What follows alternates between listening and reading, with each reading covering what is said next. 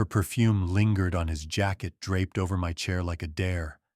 It wasn't the scent that gutted me. It was knowing they'd planned to ruin me while I trusted them both.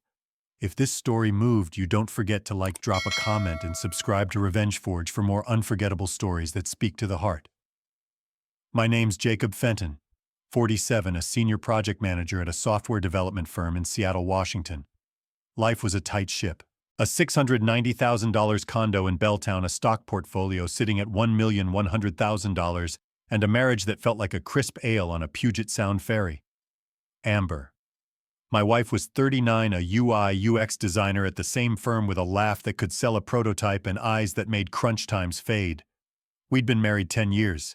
No kids, just a border collie named Riley and a shared love for kayaking Lake Union. We'd paddle at sunrise, her splashing me stealing her granola bar. Solid right work was my arena. I'd spent 15 years climbing, overseeing $18 million in client projects. The firm pulled $120 million in revenue last year, enough to keep me at $160,000 plus bonuses.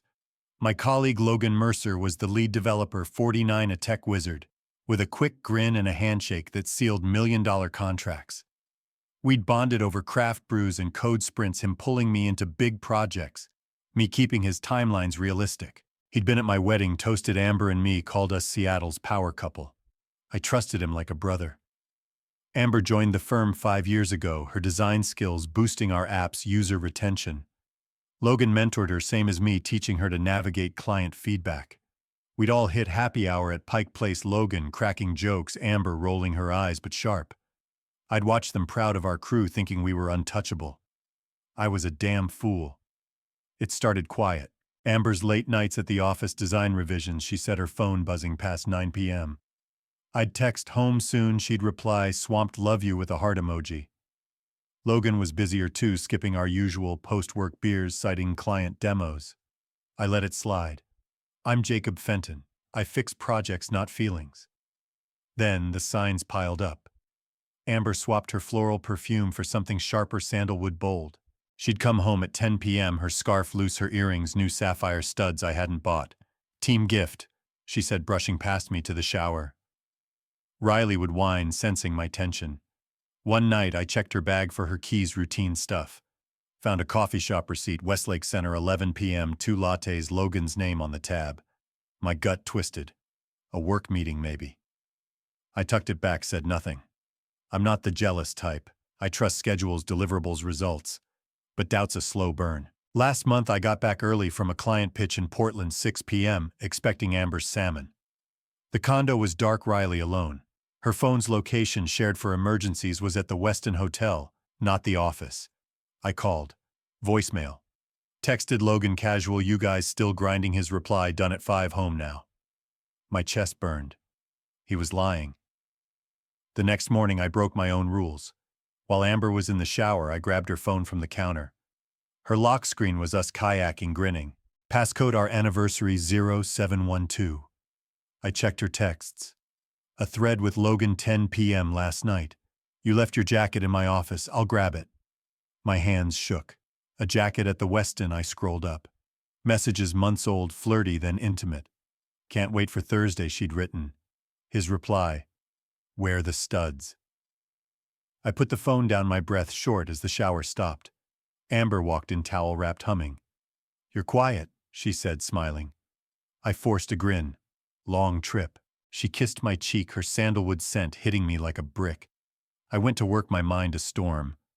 Logan was in his office, laughing on a call, his jacket navy monogrammed on his chair. Amber was at her desk, typing, her sapphire studs glinting. I wanted to slam his door, demand the truth, watch them squirm. But I'm not that guy. I'm the one who plans, who strikes when the iron's hot. I started digging. Logan's client demos were vague, no itineraries, no notes. Amber's calendar synced with his late meetings, off-site reviews. I called our IT guy, Caleb Harper, a buddy from my early days. Can you pull login logs? I asked, voice low. He hesitated. Risky, Jake. But yeah, 24 hours. I nodded, my jaw tight, and went back to my desk, smiling through client calls, playing the part. Caleb's report was a knife. Logan and Amber had a private chat app encrypted, linked to company servers. Dozens of messages late nights, some from hotel Wi-Fi. I cross-checked timestamps. Last week they'd logged in from the Westin at 10 p.m.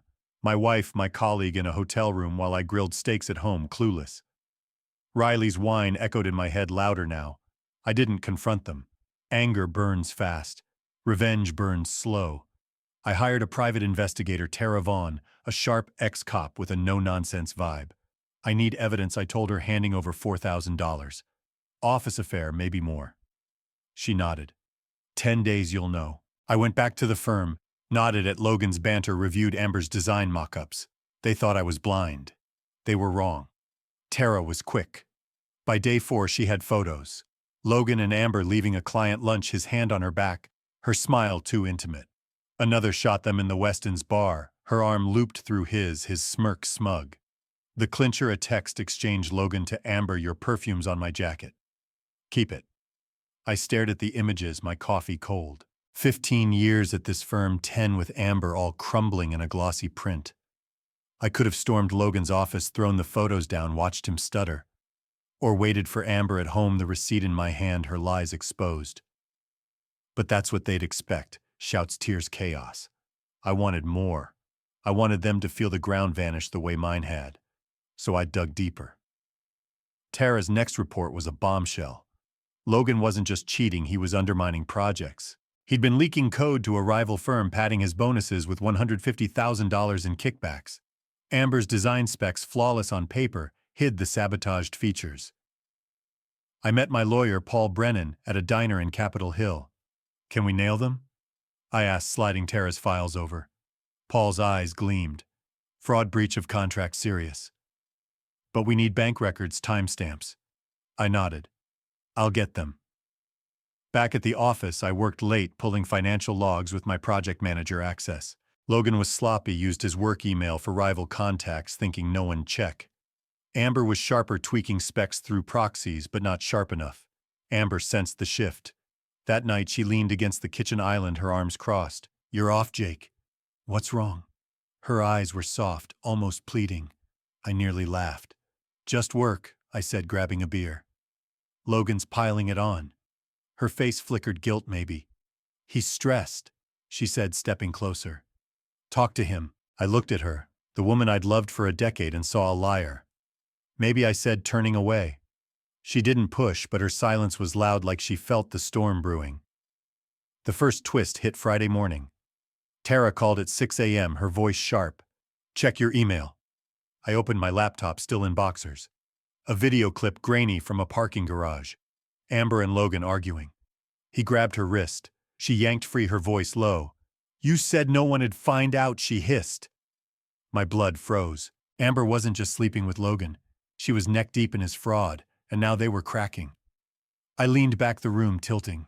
Logan's betrayal was bad. My colleague, my friend, stealing my wife and my work. But Amber, that cut to the bone.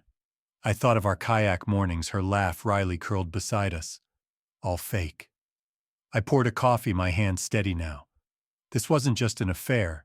It was a heist, and I was the mark. I had the photos, the video, the bank records. I had a revenge story taking shape, and Logan and Amber were about to learn what happens when you cross Jacob Fenton.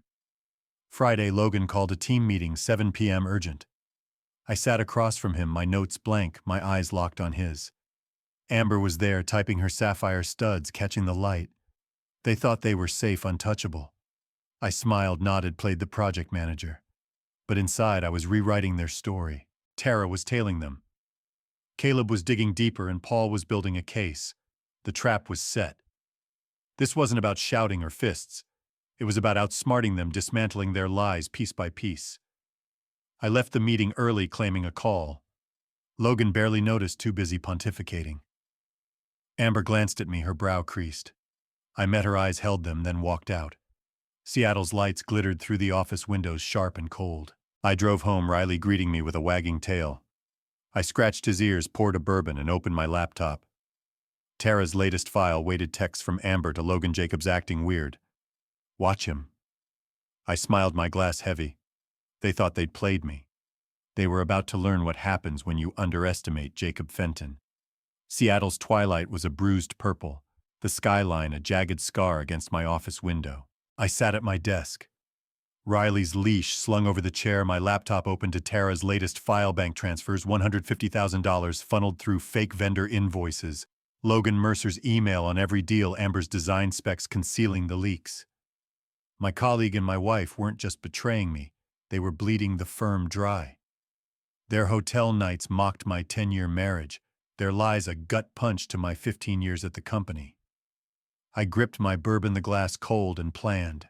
This revenge story wasn't about smashing screens. It was about dismantling their world code by code. Monday hit like a storm. I strode into the firm, my boots steady my face, a steel mask. Logan was in his office pitching a client, his navy jacket slung over his chair. Amber was at her desk, her sapphire studs glinting, her fingers dancing over her keyboard. She glanced up, her smile quick fake. I nodded, my jaw tight, and kept moving. The office buzzed, coders typing, phones ringing, but to me it was a chessboard and I was 3 moves ahead. I buried myself in a $12 million project, but my real work was hunting. Tara's photos, Logan and Amber at the Westin, her arm in his, seared my mind. Caleb's logs showed their chat app encrypted but sloppy. Logan had sent Amber a project spec inflating costs by $200,000, profits routed to a shell called Pacific Code Ventures. I cross-checked with our finance portal using my project manager access. Pacific Code was a phantom, no office, just a mailbox in Tacoma. Their fingerprints were everywhere. I called Tara at noon, meeting her at a dive bar off Pioneer Square. Her boots were worn, her coffee untouched. "What's next?" I asked, sliding into the booth. She pushed a folder over. "Logan's meeting a guy tonight. Derek Holt, VP at a rival firm, Nexus Tech. Lounge 9 p.m. My source says it's about your project code base." My blood surged. Nexus was a $130 million player circling our clients. Logan wasn't just skimming, he was selling my code to bury us. "Get me eyes," I said, voice low. Tara nodded. "Cam's ready, visual only keeps it legal." I handed her $4,500 cash. "Make it fast." Back at the office, I played the part, nodding at Logan's emails, approving Amber's UI mock-ups. But I watched them. Logan left at 7 p.m., his briefcase stuffed. Amber stayed, her desk lamp glowing in the darkening office. I lingered, tweaking a timeline. At 8 p.m., she grabbed her coat and left. I followed. Tailing Amber was clean. Seattle's grid was my map, her Tesla a beacon. She pulled into the lounge's lot where Logan's Audi sat. I parked a block away, Tara's text pinging, "Cam's live. Check it." I opened her feed, a dim angle from a high-top table. Logan and Derek, ties loose, whiskey glasses, sweating. Amber slid in her hand, grazing Logan's. Derek passed a flash drive. Logan pocketed it, grinning. My code base, my blood traded like poker chips. I gripped the wheel, my knuckles white. This wasn't just an affair, it was a corporate hit. I drove home, Riley's tail thumping as I walked in. I poured a bourbon, opened my laptop, and dug into Pacific Code Ventures. Caleb had cracked Logan's email server. The messages were brazen, Logan boasting to Derek about clean profits, Amber tweaking specs to hide the theft. One email sent last week, "Cut deep, Fenton's a workhorse. He'll never suspect." Amber's reply, "Keep him busy. I've got this." I leaned back, the bourbon sharp. Amber wasn't just complicit, she was driving. My wife, who'd kayaked with me at dawn, was orchestrating my ruin. I called Paul, my lawyer, at 10 p.m. "I've got more," I said, emailing the files. "Fraud, espionage." "Can we move?" Paul's voice was steady. "It's strong, Jake, but we need bank records. If Logan's got board allies, you're exposed." I nodded, my mind racing. "Then we go bigger." Tuesday, I escalated. I asked Caleb to flag Logan's laptop for maintenance, giving me remote access. By lunch, I had his cloud drive client projects, my code base, a pitch to Nexus for $800,000. Amber's spec tweaks were in the margins, her handwriting precise. I copied it, all, my pulse even. Logan thought he was king. I was about to dethrone him. Amber felt the shift. That night she cornered me in the garage. Her arms crossed, her sandalwood perfume heavy. "You're distant, Jake. What's going on?" Her voice was soft, almost desperate. I wanted to laugh. "Work's brutal," I said, grabbing a socket wrench. "Logan's screwing us." Her eyes flickered, fear maybe. "He's under pressure," she said, stepping closer. "Talk to him." I looked at her, my wife, my betrayer, and said, "I will." She nodded, relieved, and went inside. I stayed, the wrench cold, my plan sharpening. The first twist hit Wednesday morning. Tara called at 5 a.m., her voice urgent. "Check your email. I opened my laptop still in sweatpants. A photo time-stamped last night. Amber leaving a consulting firm downtown, not with Logan. The man beside her was older, mid-50s, gray suit, sharp jaw. Tara's note. His name's Victor Lane, broker for Nexus. She's double-dealing. My pulse spiked. Amber wasn't just Logan's partner, she was playing him, cutting a side deal with Nexus's fixer. I spent the day off balance. At the office, Logan was all charisma, sealing a $5 million project. Amber ran a design briefing, her voice smooth, her studs gleaming. I watched from the back, my mind churning. If Amber was working with Victor, she wasn't just stealing, she was aiming for a bigger prize, maybe Nexus's payroll. I called Tara. "What's her endgame?" I asked. "Control," Tara said. "Nexus is dangling a director role if she delivers your firm's codebase. Logan's her patsy." I nodded, my jaw tight. Amber wasn't a pawn, she was the board. That night I tailed her. She said she had a vendor meeting. I followed my truck, a shadow in Seattle's glow. She drove to a private club, not an office. I parked across the street, watching her walk in her briefcase swinging. 30 minutes later, she emerged with a woman's 60s sharp blazer, commanding vibe. I snapped photos, sent them to Tara. Her reply, Lydia Pierce, corporate attorney. Handles mergers. My stomach sank. Amber wasn't just selling code, she was helping Nexus gut our firm. The second twist came Thursday. Caleb burst into my office, his face pale. "You're screwed, man." He showed me a server log, my login time-stamped last week, uploading project data to an external drive. "I didn't do this," I said, my voice hollow. Caleb nodded, nervous. "Someone used your credentials. Looks airtight." I stared at the screen, my heart pounding. Amber. She'd framed me, setting me up as the fall guy if her plan crashed. If our CEO Karen Walsh saw this, I was fired, maybe sued. I called Paul, sent the logs. "Can you fight it?" I asked. He sighed. "It's bad, Jake. Your IP, your access. We need proof, it's a setup fast." I hung up, my hands shaking. The office felt like a cage, every coworker's glance a judgment. I grabbed my laptop and bolted, driving to Tara's office, a hole in the wall above a taqueria. "Find her," I said, pacing. "Amber's behind this." Tara didn't blink. "She's meeting Victor tomorrow, hotel bar. I'll get you footage." Friday I played normal. Logan called a team huddle, praising my project work, the work he'd sold. Amber handed out timelines, her smile flawless. I nodded, my face blank, my anger a live wire. After work, I followed Tara's lead to the hotel bar, a sleek spot in downtown Seattle. Amber's Tesla was parked, Victor's BMW beside it. I stayed back, Tara's hidden cam streaming to my phone. They were at a corner table, voices low, exchanging folders. Victor slid her a key, safe deposit maybe. She nodded, her face cold, and left. I tailed her to a bank where she hit a 24-hour ATM. Tara's tracker confirmed its safe deposit box accessed at 11 p.m. I didn't know what she'd stashed, cash contracts proof, but it was her leverage. Back home, Riley greeted me, his warmth grounding me. I poured a bourbon, opened my laptop, and got Caleb's latest, a deleted email from Amber to Lydia Pierce, outlining a merger plan. Nexus wanted our firm's clients' patents, everything. Amber's price, $1 million and a corner office. Saturday, I got an anonymous text. "Check your office. Bottom drawer." No sender, but Amber's cadence was clear. I drove to the firm, the building empty, my steps echoing. In my drawer, an unmarked flash drive. I plugged it in, my pulse racing. A forged email, my name offering Nexus my codebase for $300,000. Amber's final play, frame me, ruin me, walk away clean. I copied it, sent it to Paul, and called Tara. "She's pinning it on me," I said. Tara's voice was steady. "Then we pin her first." Sunday, I met Karen Walsh at a coffee shop near Pike Place, away from eyes. "You need to see this," I said, handing her a USB drive. Logan's transfers, Amber's emails, the forged email. I didn't mention the frame job yet. "Keep it quiet," I said. Karen's eyes narrowed. "If this is real, they're done." I drove home, Seattle's skyline fading in my rear view. The trap was tightening, but Amber was sharp, Victor a shadow. I needed more. Monday. Karen called Logan to her office. He walked out, his face ashen, his jacket limp.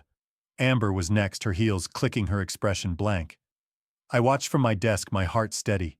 At 4 p.m., Karen emailed the leadership security audit tomorrow. All access frozen. Logan's office was cleared by 6 p.m., security hauling him out. Amber kept working her desk untouched, but her eyes flicked to me just once. I held her gaze, my victory silent. That night Amber came home late, her coat soaked. "We need to talk," she said, her voice trembling. I followed her to the living room, Riley watching. "I know you're behind this," she said, her eyes blazing. "The audit, Logan's exit, it's you." I leaned back, my voice ice. "You framed me, Amber. Sold my work, betrayed the firm." Why, her face cracked just for a second. "Logan forced me," she whispered. "He had leverage debts, my past. I had to." I laughed, sharp and cold. "You chose Nexus." She looked away, her hands shaking. "I'm sorry, Jake, let me fix it." I stood towering over her. "You don't fix this." She grabbed her purse and left the door slamming. Riley whimpered. I didn't move. Tara called at midnight. "Amber's at a motel alone. Victor's in the wind, no trace." I nodded, my mind clear. Amber wasn't just running from me, she was running from Nexus, from Logan, from her lies. But I wasn't done. I sat on my balcony, Seattle's lights pulsing, and planned. Logan was down, but Amber was slippery, Victor a ghost. The audit would expose them, but I needed proof to clear my name, to lock them in their own trap. I opened my laptop, Caleb's final file, waiting a back door in Amber's cloud, her last email to Victor Jacobs close. "Move the deal now." I smiled, my bourbon warm. They thought they'd outsmarted me. They were about to learn what happens when you cross Jacob Fenton. Seattle's dawn was a cold razor rain slashing the skyline beyond my office window. I sat at my desk. Riley's leash draped over the chair, my laptop open to Caleb's latest find, Amber's email to Victor Lane sent at 3 a.m. "Fenton's too close. Finalize the assets now." She'd framed me as the traitor, forged my name on a deal to sell my project codebase, and planned to vanish with Nexus Tech's payout. Logan Mercer was out, hauled off by security, his fraud exposed. But Amber was a shadow dodging the audit's net, her motel hideout a dead end. This wasn't over. I was Jacob Fenton, and I carved my wins with precision, not rage. Tuesday morning I walked into the firm, my boots heavy on the polished floor. Karen Walsh, our CEO, nodded as I passed, her eyes sharp with the trust I was still earning. The security audit was a guillotine, servers locked, emails frozen, auditors tearing through records. The forged email pinning me as the leak was a loaded gun to my head. If Karen saw it, I'd lose everything: job, reputation, maybe freedom. I needed to clear my name and shatter Amber's lies before she could slip away. I called Tara Vaughn, my PI, at 7 a.m., meeting her at a coffee shop off Fremont. Her jacket was scuffed, her coffee black. "Amber's moving," she said, sliding a photo across the table. Amber at a ferry terminal, her Tesla gone, a duffel slung over her shoulder. "Victor's still in Seattle, holed up in a penthouse. My source says he's pushing her to deliver your codebase." My jaw clenched. "What's in her safe deposit box?" Tara leaned back. "Contracts, maybe cash, possibly dirt. She's not running light." I handed her $5,000 cash. "Get me inside that box." She nodded. 48 hours tops. I drove back to the office, Puget Sound, a steel sheet in my rear view.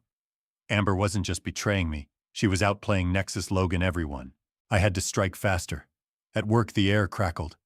Logan's office was a ghost, his nameplate gone. Amber's desk sat empty, her sick leave a scream. I watched the team, their glances heavy, and dove into a $14 million project, playing the project manager. But my real work was with Caleb. Caleb met me in the server room at lunch, the machine's hum cloaking our words. "I traced the forgery," he said, eyes darting. "Amber used your login, but it came from a bar's Wi-Fi last month. Her laptop's tagged." My pulse surged. "Can you prove it's her?" He nodded. "IP's linked to her personal device. Logs sent to Paul." I gripped his shoulder. "You're gold, Caleb." He shrugged, uneasy. "She's desperate, Jake. Watch your back." Paul, my lawyer, called at 3 p.m. "The logs are a slam dunk," he said, voice alive. "They clear you, forgery, fraud, all Amber. But the box is critical. If she's got Nexus's contracts, it's federal." I hung up my hands, steady. The audit was closing in, but Amber was slippery, Victor a wild card. I needed to cut their threads. The first twist hit that night. Tara texted at 10 p.m., "Victor's flipping. Meeting Nexus's CEO, 11 p.m. private club." Amber's out. My stomach twisted. Victor Lane, Nexus's broker, was ditching her, selling her out to save himself. I called Tara. "Is Amber spooked?" Her voice was sharp. "Big time. She hit the safe deposit box at 8 p.m., pulled a drive. I gripped my phone, rain hammering outside. Amber was cornered, but cornered wolves bite hardest. Wednesday, I shadowed her myself. Caleb tipped me off. Amber's laptop pinged at a co-working space in Ballard. I tailed her my truck, a shadow in Seattle's dusk. She drove to a law firm, not a client's office. I parked across the street, Tara's binoculars steady. Amber met a man, 50s, pinstripe suit, hard eyes. They talked for 15 minutes, Amber passing an envelope. I snapped photos, sent them to Tara. Her reply, Miles Carver, Nexus's legal counsel. She's negotiating a payout. My chest tightened. Amber wasn't running, she was cashing out, selling my firm's future to Nexus's sharks. The second twist landed Thursday morning. Caleb rushed into my office, his face white. You're in deep, Jake. He pulled up an internal alert sent to the board, time-stamped last night. It flagged my login for leaking project data, citing the forged email. It's not Karen, Caleb said. Amber's pushing it through a board ally. I stared at the screen, my heart pounding. She'd weaponized her frame job, trying to sink me before the audit nailed her. If the board bought it, I was done. I called Paul, forwarded the alert. Can you stop this? I asked. He exhaled. It's ugly, Jake. The logs clear you, but the board's rattled. We need the box hard proof now. I hung up the office, suffocating. Every co-worker's glance felt like a knife. I grabbed my laptop and drove to Tara's office, a dive above a brewery. Where's Amber? I demanded, pacing. Tara leaned back. Motel, but she's mobile. I've got a guy on the box, bank opens at 8 a.m. tomorrow.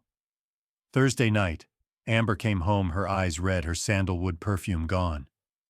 Jake, we need to talk, she said, her voice breaking. I followed her to the kitchen, Riley watching from his bed. I know you're doing this, she said, her hands trembling.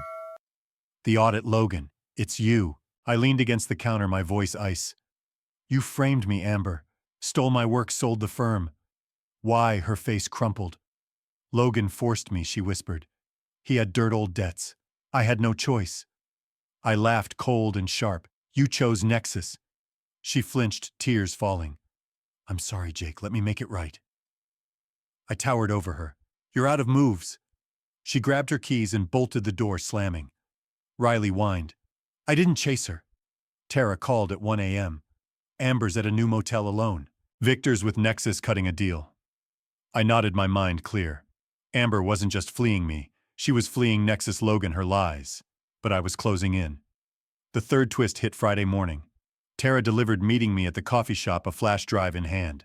Safe deposit box, client contracts $200,000 in bonds, a burner phone. Text to Miles Carver locking a $1,200,000 deal. My pulse raced. Amber's endgame, sell our codebase, pocket the cash, vanish. I sent the drive to Paul, who forwarded it to Karen.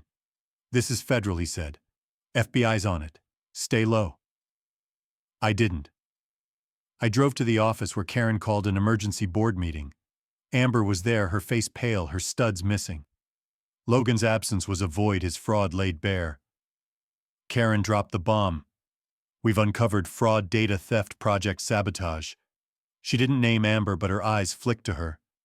The board voted to suspend her pending investigation. Security escorted her out, her briefcase seized. She didn't look at me, but I felt her weight, heavy and final. The fourth twist came that afternoon. Paul called, his voice tense. Amber left a package at the firm for you. Karen opened it. I sped over my truck, roaring through Seattle's streets. In Karen's office, a letter handwritten from Amber. Jake, I framed you to stop Logan. He was the leak, not me. I tried to save the firm. Attached was a USB drive, emails dated 2 years ago. Amber warning Karen about Logan's cost inflations. Karen hadn't acted. Was it true? Or another lie? I leaned back, the office still. Amber's letter didn't erase her crimes, the forged email, the Nexus deal, the affair. But it cracked something. I'd cast her as the villain, but maybe she'd been trapped playing a game she couldn't escape. Karen watched me. You're cleared, she said. And program director is yours. I nodded, but my heart wasn't in it. I need time, I said. She didn't push. The fifth twist landed a week later. Tara dropped by her blazer, swapped for jeans. One last thing, she said, handing me a flash drive. Found it in Amber's motel, hidden in a vent. I plugged it in, my pulse steady. A recording, lo-fi, dated 18 months ago. Amber in our condo talking to Logan, her voice low. We can't do this, Logan. Jake's too good. He'll know. Logan laughed. He's nobody. The audio cut off, but the truth hit hard. Amber had hesitated, maybe even tried to stop it before she fell too deep. Amber disappeared. Tara tracked her to an airport, then nothing. The feds had her contract's bonds burner phone. Charges were coming, fraud, conspiracy, maybe more. Logan was cooperating, spilling everything to dodge jail. Nexus Tech was crumbling, their merger bid dead, their stock tanking. The firm stabilized my code base, secure my name clean. I sold the Belltown condo, moved to a loft in Capitol Hill, just me and Riley. The memories were too heavy, Amber's granola bars, our kayak mornings, Riley's tail thumping. I took the director role, but it felt like a suit that didn't fit. I kept managing, kept building, but trust was a stranger. One night I got an email, no sender. I tried to protect us. Amber's voice sharp as glass. I deleted it, poured a bourbon, and stepped onto my balcony. Puget Sound shimmered, the city lights soft. I thought of her letter, her warning, her betrayal. Had she fought for the firm or for herself? I thought of Logan, broken his charm dust. And I thought of me, Jacob Fenton, the man who'd faced a conspiracy and stood tall. The sixth twist came a month later. Caleb dropped by, nervous, clutching a folder. Found this in Amber's old desk, taped underneath. A handwritten note dated a year ago, addressed to me. Jake, if I'm gone, know I loved you. Logan trapped me, but I couldn't trap you. Attached was a spreadsheet, Logan's early kickbacks, flagged by Amber, sent to no one. She'd tried to warn someone, anyone, before she sank. I folded the note, my chest tight. It didn't change her lies, her frame job, her affair. But it shifted the ground. I leaned back, Riley's head on my knee. The note didn't erase the scars. I'd won, saved the firm, cleared my name, rebuilt. But at what cost? The man who'd loved Amber, who'd trusted Logan, was gone. I raised my glass to the night, to the battles that shaped me. What would you have done? Forgiven her? Let her fade, or fought to the end? Tell me, because I'm still asking myself, did I reclaim my life or just survive it? You decide. Like what you heard, hit that like button, share your thoughts in the comments, and subscribe to Revenge Forge, because the next story might just be your favorite one yet.